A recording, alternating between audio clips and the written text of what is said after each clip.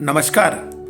आपके अपने YouTube channel समय की पुकार में मैं ओम कसारा आप सभी दर्शक बंधुओं का हार्दिक स्वागत और अभिनंदन करता हूं।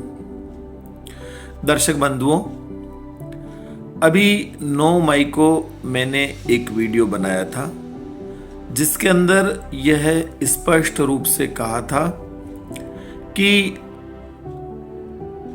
चाइना अमेरिका के साथ टेरिफ वार में उलझा हुआ है, इसलिए वो ये किसी भी कीमत पर नहीं चाहता कि चाइना के टेरिफ वार में उलझे रहने के दौरान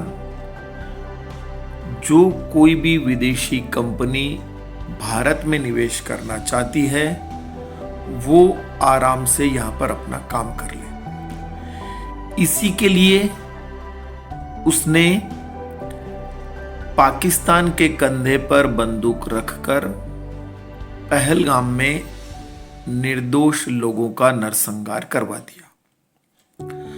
उसके बाद चूंकि जब भारत के निर्दोष लोग मारे गए और इतना बड़ा आतंकवादी हमला हुआ तो स्वाभाविक रूप से भारत को बदला लेना ही था। तो भारत ने बदला लेने के लिए अपनी सेना को फ्री हैंड कर दिया। भारतीय सेना ने जब भी अपने अनुकूल समय देखा उसी समय पाकिस्तान के ऊपर एयर स्ट्राइक करके आतंकवादियों के 9 ठिकानों को ध्वस्त कर दिया और 100 से भी ज्यादा आतंकवादी मार डाले। तो एक तरह से तो भारतीय सेना का बदला, या मैं यूं भी कहूं कि भारत का बदला उसी समय पूर्ण हो गया था जब हमने आतंकवादियों को जमीन में गाड़ दिया। लेकिन चूंकि यह हमला पाकिस्तान में ठेठ भीतर घुसकर के किया गया था, इसलिए पाकिस्तान को भी कोई न कोई प्रतिक्रिया करनी थी और पाकिस्तान ने भी प्रतिक्रिया की और भारत के ऊपर ड्रोन, रॉकेट और मिसाइल से हमले शुरू कर दिए। भारतीय सेना ने इसका मुंह तोड़ जवाब दिया और प्रत्येक हमले को विफल करने के बाद भारत ने जो प्रतिक्रिया दी उससे पाकिस्तान 3 दिनों में ही घुटनों पर आ गया। हमारे यहां पर पाकिस्तान का एक भी ड्रोन या मिसाइल साबुत नहीं गिरा। हमारे एयर डिफेंस सिस्टम ने उसे हवा में ही नष्ट कर दिया। जबकि हमारे द्वारा छोड़ी गई कोई भी, चाहे ड्रोन थे या और कोई मिसाइल थी या और कुछ भी था, तो किसी को भी पाकिस्तान रोक नहीं पाया। हमने जब चाहा, जहां चाहा, पाकिस्तान को मारा। उसकी हालत खराब हो गई। तब वो अमेरिका के सामने जाकर के गिड़गिड़ाया और सीज फायर करवाने की गुहार की। चूंकि भारत ने शुरू से यह चीज कही थी कि हम पाकिस्तान के किसी भी सैन्य ठिकाने पर या किसी भी नागरिक ठिकाने पर कोई भी हमला नहीं करना चाहते। हमारा उद्देश्य आतंकवादी ठिकानों पर हमला करना था और हम इस उद्देश्य में सफल हुए। और पाकिस्तान ने जो प्रतिक्रिया की आतंकवादियों के यहां पर हमला होने के बाद, तो भारत ने उसका मुंह तोड़ जवाब दिया और पूरी दुनिया में यह संदेश चला गया कि भारत अब पहले जैसा देश नहीं है जो कि अपने यहां होने वाली किसी भी प्रकार की आतंकवादी घटना को सहन कर ले और चुप बैठ जाए। अब भारत प्रतिक्रिया देगा और बेहद खतरनाक देगा। इतना ही नहीं, आज 10 मई है जिस समय मैं ये वीडियो रिकॉर्ड कर रहा हूं, तो 10 मई को शाम को भारत के विदेश मंत्रालय ने और सेना ने एक प्रेस ब्रीफिंग करके यह भी कहा कि आगे से भारत में यदि कोई भी आतंकवादी घटना हुई तो उसे युद्ध के समक्ष माना जाएगा और उसी प्रकार उसकी प्रतिक्रिया दी जाएगी। तो आप देखिए, पूरी दुनिया के सामने एक विशेष प्रकार का संदेश चला गया कि भारत बेहद शक्तिशाली देश बन चुका है। इसी दरमियान अमेरिका के राष्ट्रपति ने, जो मेरी नजर में जोकर से ज्यादा और कुछ नहीं है, उस अमेरिका के राष्ट्रपति ने लगभग 3:30 बजे दोपहर में अपने ट्विटर हैंडल पे लिखा, या जो भी उनका आधिकारिक कोई प्लेटफॉर्म होगा उसके ऊपर ये जानकारी दी कि उन्होंने खूब प्रयास करके भारत और पाकिस्तान को सीज फायर के लिए राजी कर लिया है। उन्होंने तो ये लिखा कि पूर्ण युद्ध विराम के लिए तैयार कर लिया है, जबकि विदेश मंत्रालय की प्रेस ब्रीफिंग में या और कहीं भी जो आधिकारिक हैंडल है वहां पे कहा गया था कि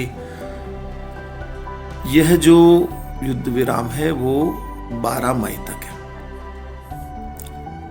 अब यह जो सीज फायर हो गया, यह सीज फायर मेरी नजर में, इस बारे में अलग अलग राय लोगों की हो सकती है, लेकिन मेरी नजर में इस लिहाज से ठीक था कि कोई भी देश वर्तमान परिस्थितियों में अगर युद्ध में उलझता है तो उस देश के जो भी दुश्मन हैं वो जिससे उसका युद्ध हो रहा है उसको सहयोग करेंगे और लंबी लड़ाई में उलझा करके रखेंगे ताकि आर्थिक रूप से खूब नुकसान पहुंचाया जा सके। तो मैंने अपने 9 मई को बनाए वीडियो में यह चीज बताई थी कि चाइना ने भी भारत को एक तरह से युद्ध में उलझा दिया है। तो चाइना ने जब यह देखा कि भारत और पाकिस्तान के मध्य सीज फायर हो गया है, तो एक तरह से चाइना तो जो चीज करना चाहता था वो तो हुई नहीं पूरी, उसके मंसूबे अधूरे रह गए। तो उसके चलते जो चाइना के विदेश मंत्री हैं, मैं आपको उनका जो उन्होंने जो बयान दिया शाम को, लगभग या रात्रि को अपन कह सकते हैं, लगभग रात्रि को 8 साढ़े 8 बजे उन्होंने बयान दिया। चीन के विदेश मंत्री, मैं आप जो कहते हो आपको मैं पढ़ करके सुना रहा हूं। चीन के विदेश मंत्री वांग यी ने कहा कि उनका देश पाकिस्तान की संप्रभुता, क्षेत्रीय अखंडता और आजादी की रक्षा में उसके साथ खड़ा रहेगा। पाकिस्तान के विदेश मंत्रालय के मुताबिक चीन के विदेश मंत्री ने यह बयान पाकिस्तानी उप प्रधानमंत्री और विदेश मंत्री इशाक डार के साथ फोन पर बातचीत के दौरान दिया। अब ये सारे खेल आप समझिए। इससे साफ साफ ये लगता है कि भारत और पाकिस्तान के मध्य अमेरिका ने जो सीज फायर करा दिया वो चाइना से सहन नहीं हुआ। और चाइना के विदेश मंत्री, जो मैंने आपको बताया था, वांग यी ने, जो पाकिस्तान के उप प्रधानमंत्री हैं और विदेश मंत्री भी हैं इशाक डार, उनके साथ फोन पर बातचीत की और निश्चित रूप से उन्हें पुनः उकसाया युद्ध के लिए और कहा कि चाइना तुम्हारे साथ खड़ा है, न तुम्हें हथियार की कमी होने देगा न पैसे की कमी होने देगा। और चाइना ऐसा इसलिए चाहता है क्योंकि भारत इस युद्ध में उलझा रहेगा तो निश्चित रूप से इसका सारा का सारा फायदा चाइना को ही होगा, क्योंकि भारत जिस तरह से आर्थिक प्रगति कर रहा है वो चाइना से सहन नहीं होता। साथ ही साथ जो 2-3 दिन भारत ने जिस ढंग से पाकिस्तान को मुंहतोड़ जवाब दिया है और चाइना के जो एयर डिफेंस सिस्टम पाकिस्तान काम में ले रहा था उन्हें धूल चटाई है, और पाकिस्तान के पास में जो भी चाइनीज हथियार थे वो किसी काम नहीं आए। यह सब कुछ चाइना से सहन नहीं हुआ, उसको मिर्ची लगी हुई है। साथ में अमेरिका जो कि चाइना पर टैरिफ वार लगा करके आर्थिक रूप से उसकी कमर तोड़ना चाहता है, वो भी चाइना को सहन नहीं हो रहा है। और चूंकि अमेरिका चाइना का कट्टर दुश्मन है, व्यापारिक प्रतिद्वंदी है, और साथ ही साथ चाइना को फ्री हैंड नहीं रहने देता अमेरिका, इसलिए चाइना से यह भी सहन नहीं हुआ कि उसने जो भी षड्यंत्र रचे थे भारत को युद्ध में उलझाने के लिए, वो उन षड्यंत्रों को अमेरिका कैसे विफल कर सकता है। इसलिए आप देखिए, सीज फायर होना था 10 मई को शाम 5 बजे से, और सीज फायर हो गया, लेकिन मात्र 3 घंटे बाद ही पाकिस्तान ने सीज फायर का उल्लंघन कर दिया। अब आपको जैसे बताया मैंने भी कि विदेश मंत्री ने बातचीत की, और उसके बातचीत के बाद ही उनका ये वक्तव्य आया, वो भी उसी दरमियान ही था जब पाकिस्तान ने सीज फायर का उल्लंघन किया था, 8, साढ़े 8, पौने 9 बजे लगभग। तो बंधुओं, आप इस षड्यंत्र को समझिए और एक बार पुनः मेरी इस बात पर विश्वास करिए कि भारत का दुश्मन नंबर 1 चाइना है, और चाइना अब इसके ये पूरे प्रयास करेगा कि ये जो लड़ाई अभी जो छिड़ी है, वापस जो सीज फायर का उल्लंघन होने के बाद में भारत और पाकिस्तान फिर आमने सामने है, उसका पूर्ण रूपेण प्रयास रहेगा कि यह लड़ाई लंबी चले, भारत उलझा रहे, और इस दरमियान जब तक टैरिफ वार में चाइना अमेरिका के साथ उलझा हुआ है और इसका कोई वो बीच का रास्ता नहीं निकाल देता, तब तक वो भारत को इस चंगुल से निकलने नहीं देगा। तो मैं बंधुओं आपसे फिर अनुरोध करता हूं कि चाइना को अगर धूल चटानी है, भारत देखिए आज इस स्थिति के अंदर नहीं है कि हम एक मोर्चे पे लड़े पाकिस्तान के साथ और दूसरे मोर्चे पे लड़े चाइना के साथ। तो हम इन परिस्थितियों को तो टालना चाहेंगे, और चाइना भी सीधा सीधा लड़ाई भारत से नहीं करेगा।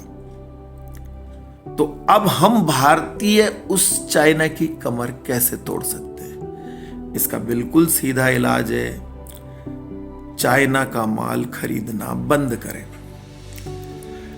यहां कई लोगों के मन में यह प्रश्न उठ सकता है कि क्या नरेंद्र भाई मोदी सीधा सीधा चाइना का माल लेना बंद नहीं कर सकते? तो देखिए, ये सब अंतर्राष्ट्रीय नियम, कायदे, कानून है जिससे हम लोग बंधे रहते हैं। भारत भी चाइना में माल भेजता है और चाइना का माल भारत भी आता है, लेकिन यह असंतुलन बहुत विशाल है। जितना माल भारत भेजता है चाइना, उसका कई कई गुना भारत में आता है। तो अब प्रधानमंत्री मोदी तो निश्चित रूप से इस पर सीधे सीधे अंकुश नहीं लगा सकते और वो कुछ कह भी नहीं सकते। यह काम हम भारतीयों को करना है। हम भारतीयों को अपनी देशभक्ति दिखानी है और चाइना का माल न खरीद करके उसकी कमर तोड़नी है। इस मामले में मैं आपको एक उदाहरण देता हूं। जापान और अमेरिका के मध्य लड़ाई हुई, ठीक है। तो जापान के लोगों ने यह निर्णय किया कि हम जो चावल हमारे पास में अमेरिका से आता है उसको हम लोग नहीं खाएंगे। तो आप देखिए कि जापान और अमेरिका के मध्य तो यह समझौता था, जापान सरकार तो चावल खरीदेगी, बाजार में भी उतारेगी, क्योंकि वो उस समझौते को अमेरिका के साथ तोड़ नहीं सकती थी। लेकिन जापान के लोगों ने इतनी देशभक्ति दिखाई कि उस चावल को उन्होंने खरीदा ही नहीं। तो अमेरिका से जो चावल आया था वो कोल्ड स्टोरेज में पड़ा पड़ा सड़ गया। लेकिन जो जापानी थे उन्होंने अपनी प्रखर देशभक्ति के चलते उस चावल को नई काम में लिया।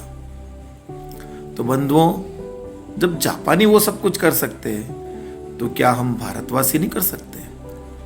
एक बार यार प्रण तो लो, सौगंध तो खाओ कि चाइनीज माल काम में नहीं लेंगे। हमारे बाजार भरे पड़े हैं यहाँ। जब हमने उस चाइनीज माल को खरीदना बंद कर दिया तो जो व्यापारी एक्सपोर्ट करते हैं वो भी उस माल को वहां से ला ही नहीं पाएंगे या लाना बंद कर देंगे धीरे धीरे, जब वो बिकेगा ही नहीं तो। लेकिन शुरुआत इसके लिए प्रत्येक भारतीय को करनी पड़ेगी। ये मेरा आपसे विनम्र अनुरोध है। तो इस बुलेटिन में इतना ही।